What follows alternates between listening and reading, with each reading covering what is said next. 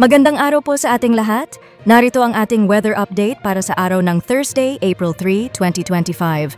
Ayon sa weather update ng PAGASA, wala pa rin nanomonitor na anumang bagyo o low pressure area sa loob at labas ng ating Philippine Area of Responsibility na maaaring makaapekto sa ating bansa sa mga susunod na araw. Gayunpaman, may dalawang weather systems na kasalukuyang nakakaapekto sa ating bansa. Una, ang northeasterly wind flow na umiiral sa may northern Luzon. Pangalawa, ang easterlies o ang mainit at maalinsangang hangin na nagmumula sa Pacific Ocean na nakakaapekto sa malaking bahagi ng ating bansa. Ito rin ang dahilan kung bakit tayo nakakaranas ng mainit at maalinsangang panahon. Ang lagay ng panahon ngayon sa Luzon, sa Cagayan Valley, Kalinga, Mountain Province at Aurora, inaasahang magiging maulap ang kalangitan na may mahihinang pag-ulan dulot ng northeasterly wind flow. Sa nalalabing bahagi ng Luzon, inaasahang bahagyang maulap hanggang maulap ang kalangitan.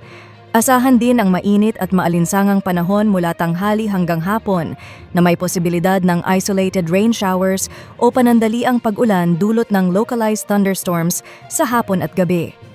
Ang temperatura sa Luzon, Metro Manila, mula 26 hanggang 32 degrees Celsius, Lawag, mula 24 hanggang 33 degrees Celsius, Taguig, mula 23 hanggang 31 degrees Celsius, Baguio, mula 17 hanggang 25 degrees Celsius, Tagaytay, mula 24 hanggang 30 degrees Celsius, Legazpi, mula 25 hanggang 32 degrees Celsius, sa Palawan, Visayas at Mindanao.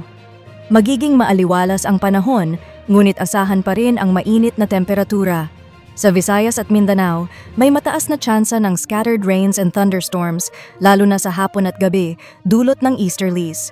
At ang temperatura sa Visayas at Mindanao, Kalayaan Islands at Puerto Princesa, mula 25 hanggang 33 degrees Celsius, Iloilo, mula 24 hanggang 33 degrees Celsius, Tacloban, mula 25 hanggang 33 degrees Celsius, Cebu, mula 26 hanggang 32 degrees Celsius, Zamboanga, mula 24 hanggang 34 degrees Celsius, Cagayan de Oro, mula 25 hanggang 32 degrees Celsius, Davao, mula 25 hanggang 33 degrees Celsius.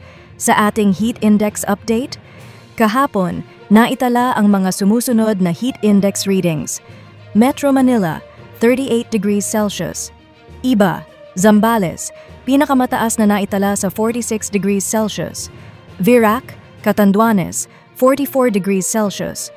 Iloilo City at Cotabato City, 42 degrees Celsius.